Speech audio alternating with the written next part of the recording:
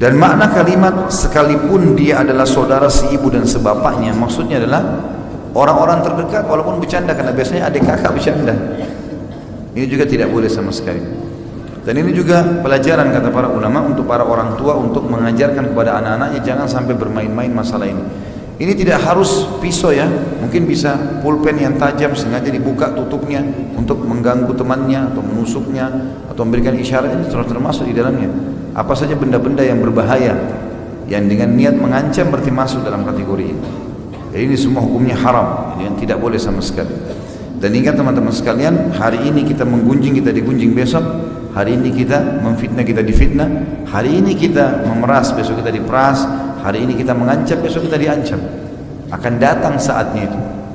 Sebagaimana kau berperilaku, maka kau akan dibalas hal yang sama.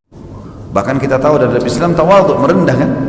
Kata Nabi SAW, man tawadhu lillah rafa'ahu Allah. Siapa yang merendah karena Allah, Allah malah angkat derajatnya. Orang ajak berantem ya sudah. Udahlah, kita memisah. Kalau kita diserang, kita membela diri itu lain. Tapi kita menunjuk berantem ini. Ingat hadis Nabi SAW, kalau dua orang bertengkar, maka yang memulai kena laknat, diangkat berkah hidupnya, dan yang diam dapat rahmat. Yang diam, sampai yang diam membalas juga, baru dua-duanya kena. Jadi nggak usah diajak bertengkar, diam saja. Mana kamu begini, ya sudah, kamu yang benar, ya sudah, silahkan, biarin dia ngomong sama tembok. Loh iya, untuk apa untuk melayani? Tinggalin aja, nanti kan habis bahasanya sendiri. Jadi di surga itu misalnya ada derajat kita nggak bisa jangkau kecuali 100 tahun puasa, 100 tahun sholat malam. Tapi umur kita cuma 80. Dari 80 juga yang kita pakai ibadah paling cuma 50. 30 habis pada hal-hal yang jalan-jalan lah, masa anak-anak sebelum balik lah, segala macam. Baik, bagaimana caranya?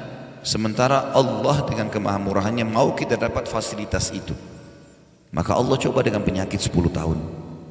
10 tahun dapat derajat yang 100 tahun. Karena semua jenis ibadah itu pasti balasannya lebih besar daripada cobaannya.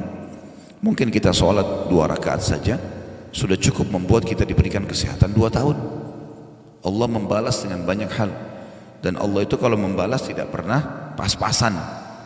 Pasti Allah mengatakan bighairi hisab, enggak ada perhitungannya kalau Allah sudah balas.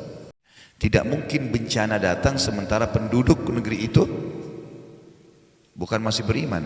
Muslihun itu berbuat kebaikan, kepatuhan.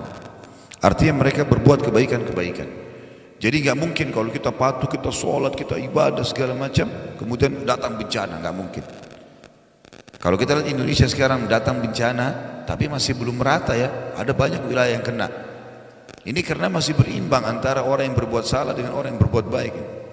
Tapi kalau merata, hampir seluruh negeri, seperti kita tahu negerinya kaum Lut, satu negeri mayoritasnya homoseksual, Allah binasakan sekalian.